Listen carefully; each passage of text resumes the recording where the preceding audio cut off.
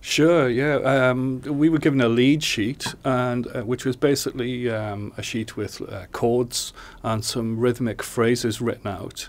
And to create a part, it's nice to sort of play through it a little bit. We had a couple of runs through, and I think we tried a couple of feels out, and in the end, I think it was more about orchestrating a part that would fit the sections of the tune, you know. I started out. I think it was very bass guitar, like playing simple 8 notes or quavers, and so I played 8 notes on the hi-hat with bass drum just playing quarter notes. And at this point there wasn't a lot of instrumentation going on, so I think it's good to sit in the background. And then when the tune comes in with the brass, I think we played a rim click, so keeping it quite light. It's still based on an 8-note groove with a really simple bass drum on 1 and 3, and rim click on 2 and 4. So very real basic rock funk type of groove. And it's quite quiet at this point, so we're being sympathetic to the tune and trying not to get in the way, and keep everything just sitting in the background. And then it develops as the song goes on into 3 solos, from what I remember: a sax solo, a trumpet solo, and a guitar solo. And I think for the sax solo, it was adding the snare drum. So we went from rim click to snare drum to give it a bit more weight and try and support the sax solo. So something a little bit of a fatter sound out of the snare drum rather than the rim click. And then the same thing with the trumpet, stayed on the snare drum. Bass drum still quite simple.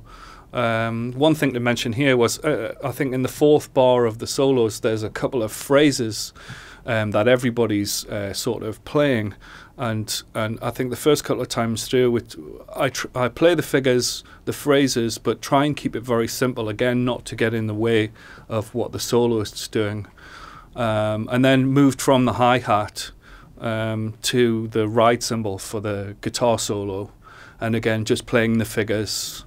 And from the guitar solo moves to the bridge, where I added a little bit more bass drum. So now the bass drum's playing a strong 1, 2, 3, 4 sort of pulse to give it a bit more body, and that's often referred to as 4 on the floor.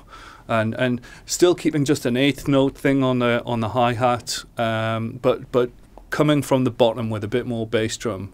And there's figures in the bridge, or some phrases which we're making a bit more of. I'm accenting with the bass drum and the cymbal and adding a few more fills.